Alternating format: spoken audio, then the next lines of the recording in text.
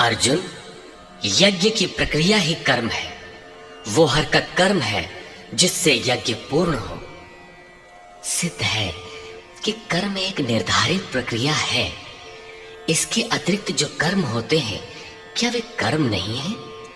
श्री कृष्ण कहते हैं, नहीं, वे कर्म नहीं है।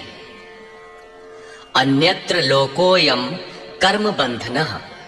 इस यज्ञ की प्रक्रिया के अतिरिक्त दुनिया में जो कुछ भी किया जाता है, सारा जगत जिसमें रात दिन व्यस्त है, वो इसी लोक का एक बंधन है, न कि कर्म। कर्म तो मोक्ष से शुभात, अशुभ अर्थात संसार बंधन से छुटकारा दिलाने वाला है। मात्र यज्ञ की प्रक्रिया ही कर्म है। वो हरकत कर्म है जिससे यज्ञ पूरा होता है।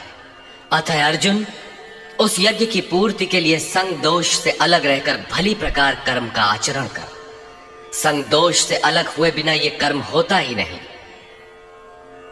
अब हम समझ गए कि यज्ञ की प्रक्रिया ही कर्म है, किंतु यहां पुनः एक नवीन प्रश्न उत्पन्न हो गया कि वो यज्ञ क्या है जिसे किया जाए।